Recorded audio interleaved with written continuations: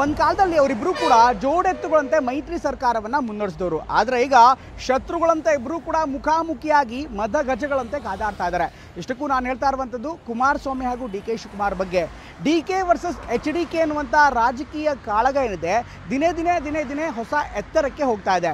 ಅತ್ತ BJP ಮೂಡಾವನ್ನು ಮುಂದಿಟ್ಕೊಂಡು ಮೂಡ ಪ್ರಕರಣವನ್ನು ಎದುರಿಗಿಟ್ಟು ಪಾದಯಾತ್ರೆ ಮಾಡ್ತಾ ಇದ್ರು ಕೂಡ ಈ ಒಂದು ಯಾತ್ರೆಯ ಉದ್ದಕ್ಕೂ ಕೂಡ DK ವರ್ಸಸ್ HDK ನಡುವಿನ ಸಮರ ಏನಿದೆ ಹೊಸ ಸ್ವರೂಪವನ್ನು ಪಡ್ಕೊಳ್ತಾ ಇದೆ. ಇವತ್ತು ಕೂಡ ಮತ್ತೆ ಅದೇ ವಿಚಾರ ಮುನ್ನೆಲೆಗೆ ಬಂದಿತ್ತು.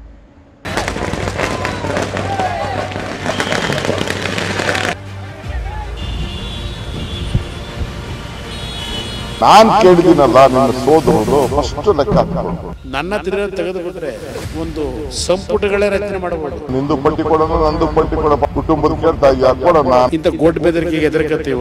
ನೀವಿಬ್ರು ಧರ್ಮಸ್ಥಳಕ್ಕೆ ಹೋಗಿ ಆಣೆ ಪ್ರಮಾಣ ಮಾಡಿದಲ್ಲಿ ಏನಾಯ್ತು ನಿಮ್ ಇತಿಹಾಸ ಅಂತ ನೀವೇ ಚರ್ಚೆ ಮಾಡ್ಕೊಳ್ಳಿ. ಚಾಮುಂಡಿ ಬೆಟ್ಟಕ್ಕೆ ಗೊತ್ತಿರೋ ಇಲ್ಲ ನಿಮ್ಮ ಅಜ್ಜಯ್ಯನ ಮುಂದೆ ಚರ್ಚೆ ಮಾಡ್ತಿರೋ ಎಲ್ಲದಕ್ಕೂ ತಯಾರಾಗಿರ್ತಕ್ಕಂಥವ್ರು ನಾನು.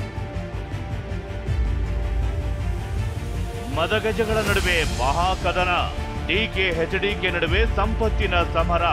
ಎಲ್ಲ ಬಯಲು ಮಾಡ್ತೀನಿ, ಸಹೋದರರ ಲೆಕ್ಕ ಕೊಡು ಅಂತ DK ಸವಾಲ್ ಎಸೆದಿದ್ದಾರೆ.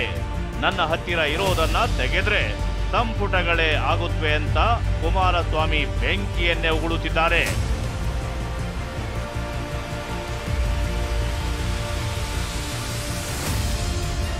DCM DK HDK ನಡುವೆ ಜೋರಾದ ಸಂಪತ್ತಿನ ಸಮರ.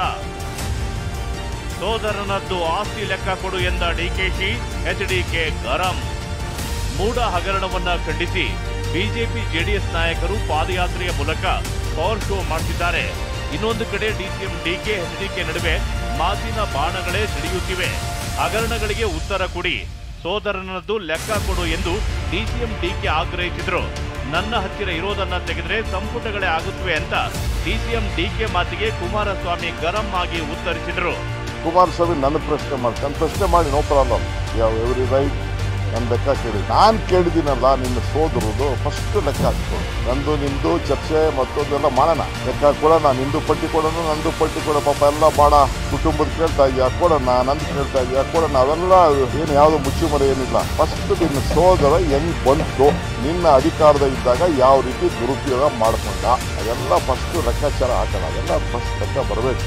ನನ್ನ ತಿರುಗ ತೆಗೆದು ಬಿಟ್ರೆ ಒಂದು ಸಂಪುಟಗಳೇ ರಚನೆ ಮಾಡಬಹುದು. ಈ ಮನುಷ್ಯ ಮಾಡಿರ್ತಕ್ಕಂಥ ಅವ್ಯವಹಾರಗಳಿದೆಯಲ್ಲ, ನಮ್ಮ ಭಗವದ್ಗೀತೆ ಸಂಪುಟ ಬಿಟ್ಟಾಕಿ ಮಹಾಭಾರತದ್ದು ಅದು 2 ಸಂಪುಟಗಳವೆ. ನಾನೇನು ಕುಮಾರಸ್ವಾಮಿ ವಿಚಾರನ ಬಿಚ್ಚಿಡಕ್ಕೆ ಶುರು ಮಾಡಿಲ್ಲ, ಬಿಚ್ಚಿಟ್ರೆ ಅದು ಇಟ್ಕೊಂಡಿರೋರು ಯಾರು, ಅದು ಏನೇನು ಕಟ್ಕೊಂಡು ಇಟ್ಕೊಂಡವ್ರೆ ಬಿಚ್ಚಾಕೇಳಿ ಇಟ್ಕೊಂಡಿದ್ದೀನ. ಇದಕ್ಕೆಲ್ಲ ಈ ಗೋಟ್ ಬೆದರಿಕೆ ಇಂಥವ್ರನ್ನ ಭಾಳ ಜನ ನೋಡಿದೀವಿ. ಇಂಥ ಗೋಟ್ ಬೆದರಿಕೆಗೆ ಎದುರ್ಕತ್ತೀವ. ಇಷ್ಟೇ ಅಲ್ಲ, ಆಸ್ತಿಯ ಬಗ್ಗೆ ಚರ್ಚೆಗೆ ಸಿದ್ಧವೆಂದು ಕುಮಾರಸ್ವಾಮಿ ಪಂಥಾಹ್ವಾನ ನೀಡಿದ್ರು.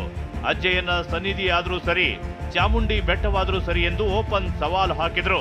ನನ್ನ ಅಜ್ಜಯ್ಯನ ಸುದ್ದಿ ನಿಮಗೆ ಬೇಡ ಅಂತ DCM DK ಮಾತಿನಲ್ಲೇ ತಿರುಗೇಟು ಕೊಟ್ಟಿದ್ದಾರೆ. ನನ್ನ ಆಸ್ತಿಯ ಬಗ್ಗೆ ಯಾವ ಚಾಮುಂಡಿ ಬೆಟ್ಟಕ್ಕೆ ಗೊತ್ತಿರೋ ಇಲ್ಲ ನಿಮ್ಮ ಅಜ್ಜಯ್ಯನ ಮುಂದೆ ಚರ್ಚೆ ಮಾಡ್ತಿರೋ ವಿಧಾನಸೌಧ ಕರೆದಿದ್ದೀರಿ. ಚರ್ಚೆ ಮಾಡಿದ್ದೇನೆ, ಏನು ವರಿ ಮಾಡಬೇಡಿ, ಎಲ್ಲದಕ್ಕೂ ತಯಾರಾಗಿರ್ತಕ್ಕಂಥ. ಯಾಕೆ ಯಡಿಯೂರಪ್ಪನವ್ರಿಗೆ ಜೈಲಿಗೆ ಕಳಿಸ್ತೆ? ನೀನ್ ಕಳಿಸ್ತೋ ಇಲ್ಲೋ ನನಗೆ ಸತ್ಯ ಮಾಡೋದು ಹೇಳ್ತಾ ಇದೆಯಲ್ಲ, ನನ್ನ ಶಕ್ತಿ ಏನದು ಆ ಸುದ್ದಿ ಬೇಡ. ನೀವಿಬ್ರು ಧರ್ಮಸ್ಥಳಕ್ಕೆ ಹೋಗಿ ಆಣೆ ಪ್ರಮಾಣ ಮಾಡಿದಲ್ಲಿ ಏನಾಯ್ತು ನಿಮ್ ಇತಿಹಾಸ ಅಂತ ನೀವೇ ತೆಗೆದುಕೊಂಡು ಚರ್ಚೆ ಮಾಡ್ಕೊಳ್ಳಿ. ಯಾವ ಸುದ್ದಿ ಹೋದ್ರೆ ಸಿದ್ಧವಾಗಿರೋ ವಿಚಾರ. ಇನ್ನೂ ಒಂದು ಹೆಜ್ಜೆ ಮುಂದೆ ಹೋಗಿರುವ ಕುಮಾರಸ್ವಾಮಿ ದಲಿತ ಕುಟುಂಬಗಳನ್ನ DCM DK ಹಾಳು ಮಾಡಿದ್ರು ಅಂತ ಆರೋಪಿಸಿದ್ರು. ಯಾವ ದಲಿತ ಕುಟುಂಬ ಎಂದು ಪಟ್ಟಿ ಕೊಡಲು ಹೇಳಿ, ಇವನು ಮುಖ್ಯಮಂತ್ರಿ ಆಗಿದ್ನಲ್ಲ, ತನಿಖೆ ಮಾಡಿದ್ದಾರಲ್ಲ ಅಂತ ಏಕವಚನದಲ್ಲೇ ಅಬ್ಬರಿಸಿದ್ರು. ಬೆಂಗಳೂರು ನಗರದ ವಾರ್ಡ್ಗಳು, ಶಿವಾಮನಗರ, ವಿಲ್ಸನ್ ಗಾರ್ಡನ್ ಎಲ್ಲ ನಮ್ಮ ಅಶೋಕವ್ರಿಗೆ ಗೊತ್ತು, ಅಶೋಕನವರಿಗೆಲ್ಲ ಗೊತ್ತಿದೆ. ಅಲ್ಲಿ 3 ಲಾರಿ ಇಟ್ಕೊಂಡು ಕಸ ತೆಗಿತಕ್ಕಂಥ ಕೆಲಸ ಮಾಡಿದ್ದು ಸತ್ಯ. ನೇರವಾಗಿ ದುಡಿಮೆ ಮಾಡಿದ್ದೇನೆ, ಸ್ವಂತ ಬೆವರು ಸೃಷ್ಟಿ ದುಡಿಮೆ ಮಾಡಬೇಕು. ಈ ಥರ ನಾನು ಹೇಳ್ತೀನಿ, ಕನಕಪುರದ ಜನತೆಯನ್ನ ಎಷ್ಟು ದಲಿತ ಕುಟುಂಬಗಳನ್ನು ಹಾಳು ಮಾಡಿದ್ರಿ, ಎಷ್ಟು ದಲಿತ ಕುಟುಂಬಗಳನ್ನು ಹಾಳು ಮಾಡಿದ್ದೀರಿ. ಪಟ್ಟಿ ಕೂಡ ಕೇಳಪ್ಪ, ಅದು ಯಾವ ದಲಿತ ಕುಟುಂಬ? ಇವ ಮಂತ್ರಿ ಆಗಿದ್ದಲ್ಲ, ಚೀಫ್ ಮಿನಿಸ್ಟರ್ ಆಗಿದ್ದಲ್ಲ, ಯಾಕೆ ಇನ್ನೂ ಇನ್ವೆಸ್ಟಿಗೇಷನ್ ಎಲ್ಲ ಮಾಡಿಸಿದಾರಲ್ಲ, ಹಿಂದೆ ಎಲ್ಲ ನಡೆದಿದೆ. ಯಾವ ದಲಿತ ಕುಟುಂಬ ನಿಲ್ಸಕ್ಕೆ ಹೇಳ್ರಿ ಅಲ್ಲಿ, ಯಾವ ದಲಿತ ಕುಟುಂಬ ನಾನು ಹಾಳು ಮಾಡಿದ್ದೀನಿ ಅಂತ ನಿಲ್ಸಕ್ಕೆ ಹೇಳಿ.